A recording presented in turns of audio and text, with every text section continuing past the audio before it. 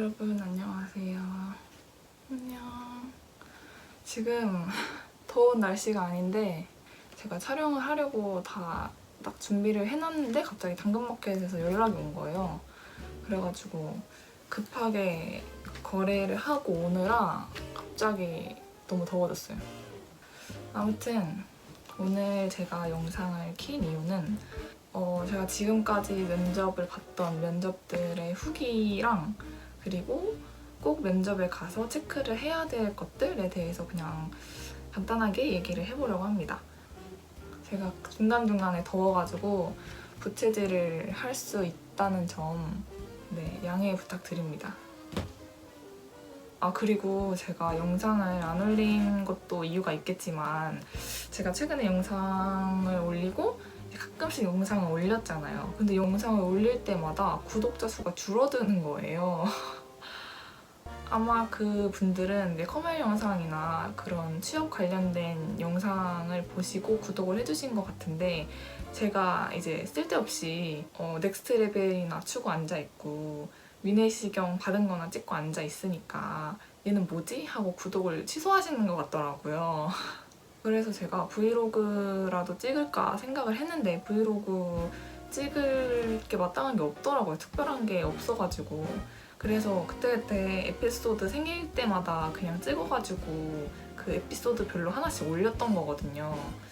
근데 그게 참 이런 구독자 수를 줄어들이는 결과를 초래할 줄은 전혀 몰랐죠. 어쨌든 뭐 그렇게 됐네요. 아무튼 다시 본론으로 돌아가서 면접 관련된 이야기를 해보자면 저는 이제 면접 관련된 이야기를 중소나 중견 위주로 얘기를 할 거예요. 제가 뭐 대단한 회사에 면접을 본 적도 없고 대단한 면접을 본 적도 없기 때문에 그런 거에 관련된 얘기는 못 해드리겠지만 이런 제 경험도 다른 분들한테 도움이 충분히 되실 수 있을 것 같아서 영상을 찍어보려고 합니다. 이제 첫 번째로는 예전으로 거슬러 올라가 보자면 스타트업 회사를 면접을 갔어요. 근데 이제 면접 대기실에 있으라 그래서 면접 대기실에 가 있었죠. 근데 갑자기 종이를 주시더니 이거를 풀으라고 하더라고요. 그래서 이게 뭐지? 하고 봤는데 인적성 검사인 거예요. 근데 저는 인적성을 본다고 얘기를 전혀 못 듣고 왔단 말이에요. 그래서 갑자기 인적성을 1시간 동안 풀어라 해서 그거를 막 풀었어요. 이거를 풀어야지 면접에 볼 수 있다 이러시더라고요. 너무 어이가 없고 당황스러웠지만 그때 제가 다행히 졸업한 지 얼마 안 된 시점이어가지고 그나마 그런 수리 같은 거는 공식을 조금 기억을 하고 있었거든요. 그래서 그거를 바탕으로 정말 열심히 소금물의 양을 구하고 거리를 구했던 기억이 나는데 갑자기 제가 풀다가 현타가 오는 거예요. 내가 이 코딱지만한 회사에 들어오겠다고 를 해야 되나 갑자기 현타가 오고 이렇게 좀 불친절한 회사는 내가 오면 안 되겠다라는 생각이 들더라고요. 그리고 이제 시험을 보고 근데 거의 다 막 찍고 못 풀었어요. 왜냐면 인적성을 뭐 제대로 공부해본 적이 없는 사람이니까 저는. 근데 통과를 했다 그러더라고요, 인적성을. 그래서 이제 대표랑 면접을 보게 됐어요. 근데 대표가 약간 인생 얘기를 하는 걸 좋아하는 분이시더라고요.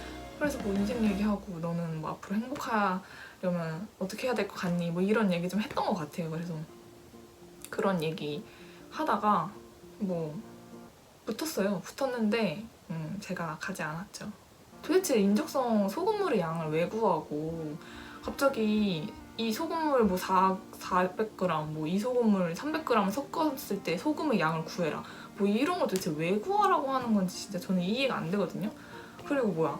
기차가 터널을 지나가는데 뭐 7km의 속도로 갔으면 뭐 터널의 길이는 얼마인가? 도대체 이걸 왜 알아야 돼요? 그리고 왜 철수와 영희는 항상 그렇게 다른 길로 가는지 왜 그 거리를 항상 구해야 되며 진짜 하나도 이해가 되지 않지만 어쩌겠어요. 풀으라면 풀어야지.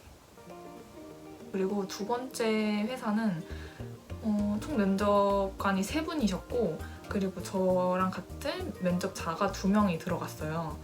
들어가서 면접을 봤는데 면접 질문이 슬픈 일이나 최근에 뭐 힘들었던 일에 대해서 얘기를 해라 약간 그랬었던 것 같아요. 근데 저는 뭐라고 했는지 잘 기억은 안 나지만 그냥 조금 있는 거 둘러대서 대충 얘기를 했던 것 같아요. 근데 이제 옆에 있던 친구가 최근에 이제 고양이가 무지개 다리를 건넜는데 그게 굉장히 슬프고 힘든 일이었다라고 얘기를 하더라고요.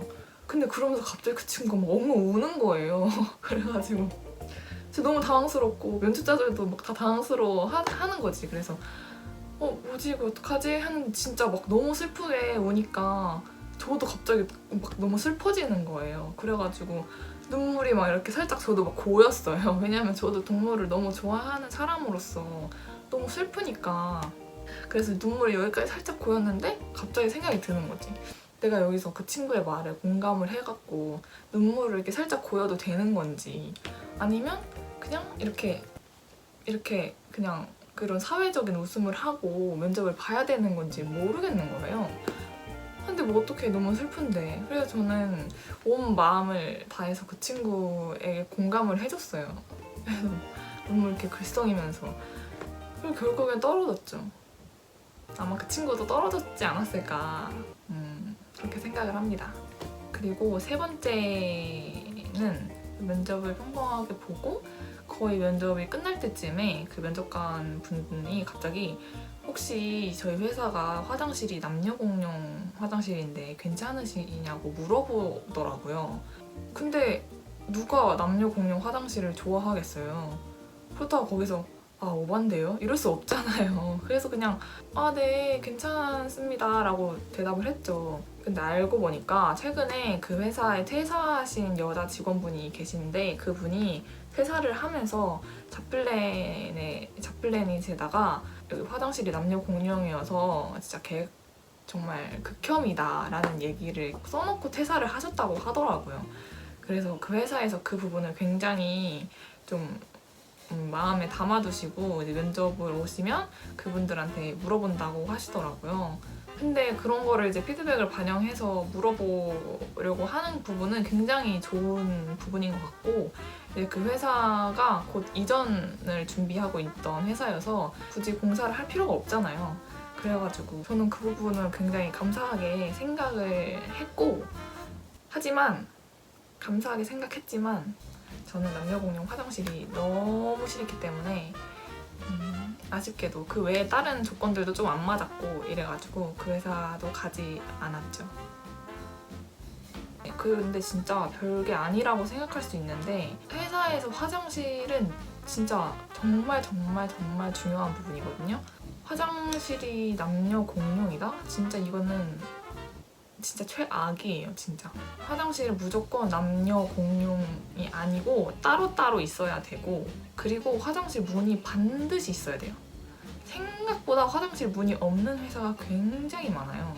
네 번째 회사는 바로 MBTI를 물어본 회사인데요.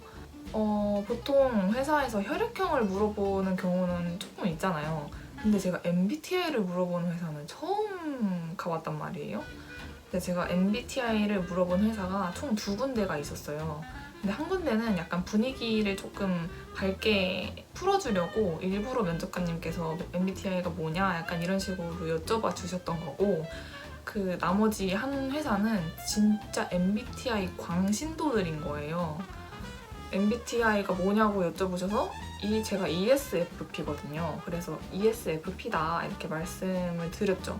그랬더니 거기서 MBTI는 통계고 과학이기 때문에 이거는 정말 믿을만 하다 이렇게 얘기를 하시는 거예요. 그분들이 얘기하기를 MBTI를 통해서 자기 회사의 분위기와 맞는 사람을 뽑으려고 일부러 MBTI를 물어본다 이렇게 얘기를 하더라고요. 근데 이게 저는 진짜 말이 안 된다고 생각하는 게 면접을 아무리 잘 봐도 MBTI 때문에 떨어질 수도 있다는 소리잖아요. 그분들의 마음에 안 들면. 그리고 그런 식으로 MBTI를 좀 사용해서 사람을 뽑는 건 좀 아니지 않나라는 생각도 들고 정말 별로였던 회사였어요. 그리고 하나 말씀드리자면 저희가 인터넷에 치면 나오는 MBTI 검사 있잖아요. 그거 진짜 MBTI 검사 아닌 거 다들 아시죠? 진짜도 아닌 MBTI를 가지고 사람을 뽑는다는 게 진짜 그거는 있을 수 없는 일이고 이상한 생각을 가지고 있는 사람들이 아닌가, 약간 이런 생각까지 하게 하는 그런 회사였다. 그리고 거기가 진짜 또 이상했던 거는 종이를 주더니 종이에다가 뭐를 그려보라고 막 했어요. 정확히 뭘 그리라고 했는지는 기억은 안 나는데 뭘 그려보세요 갑자기 이러더니 펜이랑 종이를 딱 주더라고요. 그래서 저는 그냥 뭐 대충 그렸던 것 같아요. 그런 걸 보고 왜 이거를 이렇게 그렸냐에 대해서 또 물어봐가지고 또 설명하고, 약간 미술 뭐 상담교실에 온 것도 아니고 이런 것까지 했을 때 진짜 이 회사는 아니다라는 생각이 들었고, 붙어도 안 갈 생각이었어요. 근데 회사에서 보통 이제 면접을 다 보고 이제 면접을 다 봤는데 혹시 질문하실 거 있으세요? 라고 물어보잖아요. 근데 거기는 그게 아니고 면접 다 봤는데 혹시 면접 본 소감이 어떠세요? 이렇게 물어보는 거예요. 그래서 처음에 소감을 얘기하라고요? 이러니까 좀 띵 해가지고 이렇게 있다가 어차피 저는 갈 생각이 없었기 때문에 그냥 솔직하게 다 얘기를 했죠. MBTI를 이렇게 물어보는 회사는 처음이었고, 그리고 심지어 종이에다가 이렇게 그림을 그려서 면접 보는 곳은 처음이어서 신선했다, 이렇게 얘기를 그냥 했어요. 그리고 거기도 붙었는데 그냥 조건이 조금 안 맞는 것 같아서 안 될 것 같다 이러고 거절을 했죠. 그리고 5번째 회사는 제가 좀 어리다고 무시를 했던 회사인데, 저랑 같이 면접을 본 분이 총 2분 있었고 저 포함해서 이제 3명 이 면접을 본 거죠. 나머지 분들은 28살, 29살이셨거든요. 제가 제일 어리긴 했어요. 근데 이제 저는 솔직히 그분들하고 업무적으로 그렇게 차이가 난다고 생각하지 않았거든요. 면접관 중에 가운데 앉아 계셨던 남성분이 한 분 계셨는데 그분이 저를 엄청 무시하는 거예요. 뭐 나이 얘기를 계속 하면서 뭐 수연 씨는 나이가 너무 어려서 제 말을 이해 못할 거예요. 뭐 이런 식으로 얘기를 하고, 저 뺀 나머지 28살, 29살인 분들한테는 얘기를 하면서 제 말 무슨 말인지 다 이해하시죠?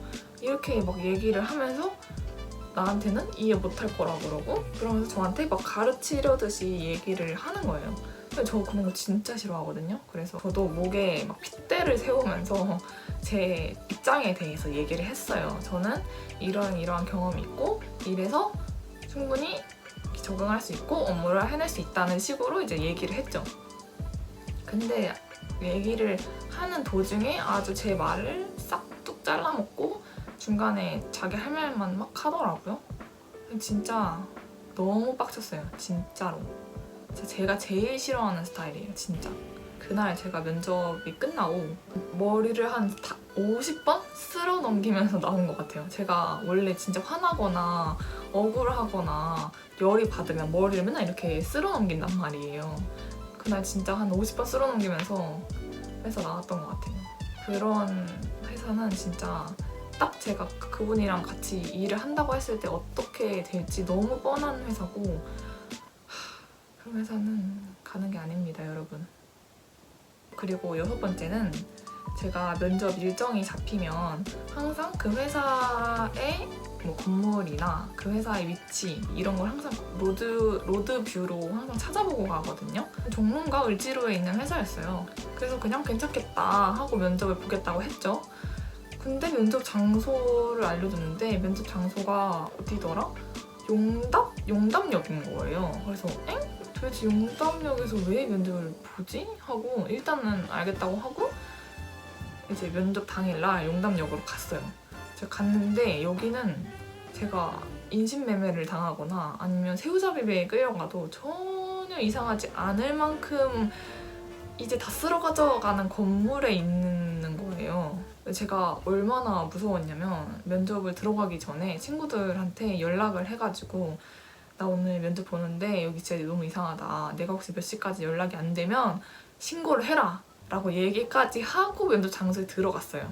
딱 건물에 들어갔는데 이제 더 심각한 거예요. 한 조금씩 들어갔는데 저쪽에서 갑자기 2000년대 노래가 막 들리는 거예요. 막 가비앤제이, 시아 약간 이런 가수들의 노래소리가 막 저기서부터 들려. 그래가지고 뭐지 저긴가? 이러고 이제 갔죠. 천천히 가서 노래소리가 점점 가까워지고 갔는데 진짜 무슨 호텔 로비에 앉아있을 것 같은 어떤 여성분이 딱 앉아 있는 거예요. 정장을 쫙 빼입고. 근데 그 여성분 옆에 이게 된다고 싶은 스피커에서 그 노래가 나오고 있는 거예요. 이게 진짜 개 무서운 거예요, 진짜. 그래서 이렇게 가가지고 면접 보러 왔다 이렇게 얘기를 했는데 그렇냐 하면서 이제 자필로 쓰는 자기소개서를 쓰라고 해서 종이를 주더라고요. 막 들들들 거리면서 자필 자기소개서를 또 썼어요. 근데 사실 이미 그때부터 이 회사 진짜 이상하다. 만약에 인진매매가 아니고 그냥 회사더라도 진짜 이상한 회사다라고 생각을 하고 있어가지고 자필 자기소개서도 진짜 대충 썼거든요. 그래서 대충 쓰고 저보다 먼저 들어와 계신 분이 한 분 계셨어요. 근데 그분이 갑자기 이름이 불리더니 따로 마련되어 있는 면접 장소에 들어가시더라고요. 그래서 그분이 들어가시는 걸 보면서 저 사람이 만약에 들어갔는데 안 나오면 이건 찐이다. 이건 진짜 이상한 곳이다. 이렇게 생각을 막 하면서 막 혼자 막 별의별 생각을 다 했어요. 그러고 이제 시간이 좀 지났나? 그분이 정말 괜찮게 아무것도 다친 것 없이 나오시더라고요. 그래서 그래도 그나마 괜찮은 곳인가 보다. 인신매매 하는 곳은 아닌가 보다. 생각을 하고 제 이름이 불려서 저도 들어갔죠. 네, 거의 면담형식으로 진행을 했거든요. 근데 면접관이 되게 젊고 약간 진짜 프로페셔널 할 것 같은 여성분이셨어요. 그분이 말씀을 해주시기로는 이제 회사에서 코로나 때문에 면접을 볼 수가 없어서 따로 임시 장소를 마련해서 여기서 면접을 보는 거다라고 설명을 해주시더라고요. 근데 그걸 믿을 수 있어야지. 내가 면접 장소를 섭외했다고 하기엔 너무 허름하고 다 무너져가는 곳인 거예요. 결국엔 그렇게 처음부터 끝까지 의심의 눈초리로 면접을 계속 보고 전혀 아무것도 다친 것 없이 안전하게 나오게 됐죠. 진짜 그 면접은 잊을 수가 없어요. 진짜 너무 무서웠어. 아무튼 여러분, 오늘 면접 관련된 그런 이야기들, 그런 제 경험들에 대해서 얘기를 조금 해봤는데 세상에는 정말 생각보다 더 이상한 회사가 많구나, 이런 거를 면접을 보러 다니면서 더 느끼는 것 같아요. 근데 뭐 이런 면접 보면서 나한테 맞는 회사를 조금씩 찾아가는 그런 과정일 테니까 네. 여러분도 혹시 저랑 비슷한 경험이 있으시거나 아니면 저보다 더 황당한 경험이 있으시면 댓글로 같이 얘기를 해보면 좋을 것 같아요. 오늘도 영상 끝까지 봐주셔서 너무 감사드리고요. 다음 영상은